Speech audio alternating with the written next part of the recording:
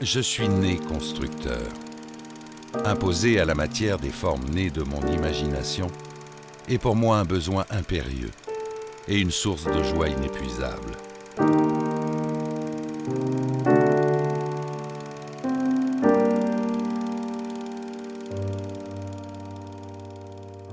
Eugène Freycinet naît en 1879 à Objat en Corrèze. Ses parents possèdent une ferme et un moulin.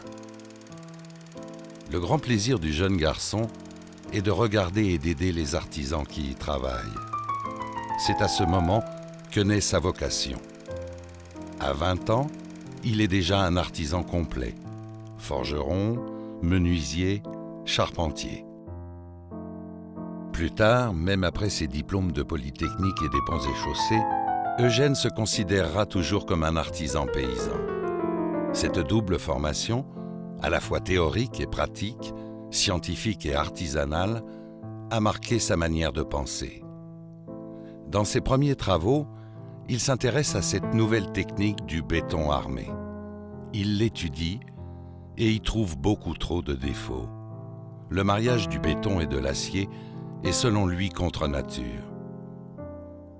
À 26 ans, à l'occasion d'un projet de 3 ponts sur l'Allier, il s'associe avec un entrepreneur important. Une fois achevé, le premier pont est sur le point de s'effondrer. Pour Eugène Freycinet, il ne peut y avoir qu'une explication à ce problème. Tout ce qui est admis et enseigné sur les déformations du béton est rigoureusement faux.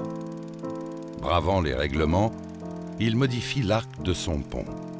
C'est une réussite. Cette péripétie lui apporte la reconnaissance au sein de la profession. Il a alors 31 ans.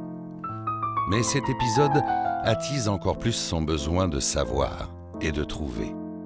Il réfléchit aux moyens d'améliorer la construction en béton. En 1914, la guerre se propage. L'acier manque. On a besoin de spécialistes en béton. Eugène bâtit des dizaines de ponts, de hangars, d'usines. Au fil de ses projets et de ses réalisations, sa connaissance des matériaux grandit. Après la guerre, il construit et construit encore. Il acquiert gloire et renommée en battant plusieurs records du monde de construction. Le plus long pont en béton en 1923, 131 mètres de portée. Puis en 1926, il entreprend la construction du pont de Plougastel et ses 3 voûtes de 172 mètres de portée chacune. Dans toutes ses réalisations, son style est reconnaissable. Il construit en béton très peu armé. C'est le dessin des voûtes qui assure la portée et la stabilité des ouvrages. Mais l'idée du béton en précontrainte l'obsède. En 1928, à l'apogée de sa gloire et de sa fortune, il choisit de tout risquer pour s'y consacrer. Il travaille sans relâche. Beaucoup le prennent pour un fou. 5 ans plus tard, il dépose le brevet d'invention de la précontrainte. Le succès technique est total. L'échec commercial complet. La crise de 29 est passée par là. Eugène a maintenant 55 ans. L'avenir de la précontrainte est compromis. Il faut un miracle. Ce miracle fut la gare maritime du Havre. La gare maritime du Havre avait été construite pour accueillir le tout nouveau paquebot Normandie, orgueil du savoir-faire français. Peu avant l'inauguration, on s'aperçoit que le bâtiment s'enfonce de plusieurs centimètres par mois. Il se fissure. Personne ne sait comment arrêter ce phénomène. Eugène Freycinet est contacté. Il propose une solution basée sur la précontrainte. C'est qui tout double.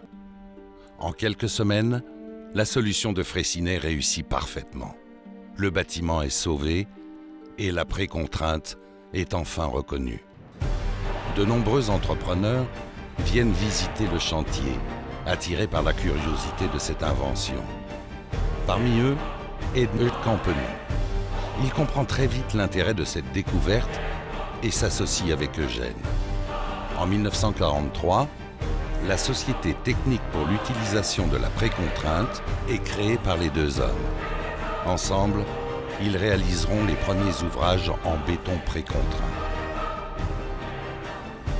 Jusqu'à la fin de sa vie, en 1963, Eugène Freycinet consacre son temps à la promotion de la précontrainte, qui prendra un essor fabuleux à travers le monde.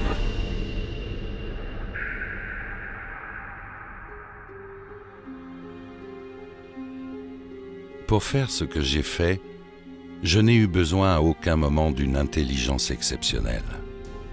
Peut-être, si j'avais eu ces dons intellectuels que l'on m'attribue si généreusement, aurais-je atteint mes buts avec moins d'efforts.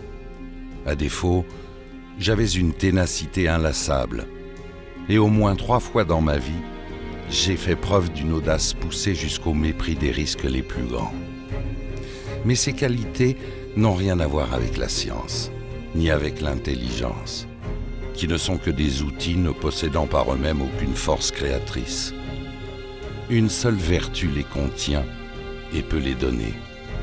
C'est l'amour.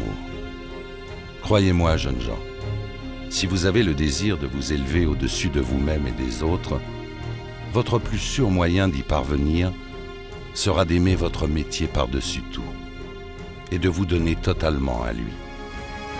Cet amour-là vous donnera la force de surmonter la fatigue, la lassitude, les suggestions de la vanité, de la cupidité et même de la peur.